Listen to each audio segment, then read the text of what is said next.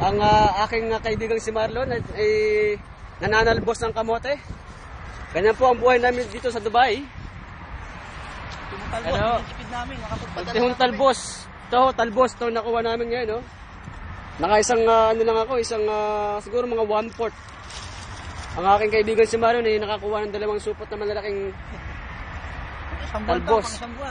Pang isang buwan daw. Pang isang buwang ulam.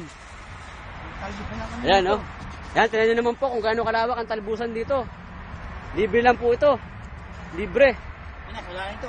Pinas, mahal, kasi mahal ang talbos dito eh. Puro mga 3 dirhams o mga 60 pesos dyan sa atin. Isang tali lang yun, ha? Hindi ka nagsawa.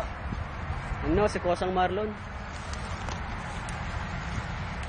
Ay, tuwa ka pa rin, sarap po. Ako, tapos na ako pre. Okay na sa akin dito. Mga siguro pang 2 days.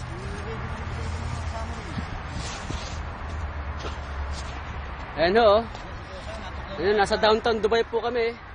At ito pong taniman ng kamote ay nasa tagong lugar.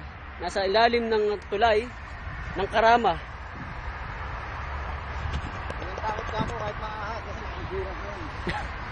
Wala raw pong takot si paring Marlon na matuklaw ng ahas. Kasi kung inyo pong titingnan, ang talbusan na ito ay napakalago. Napakadaming dahon. Para sana sa Facebook. Ay, ito, pare maganda. At mo tayo.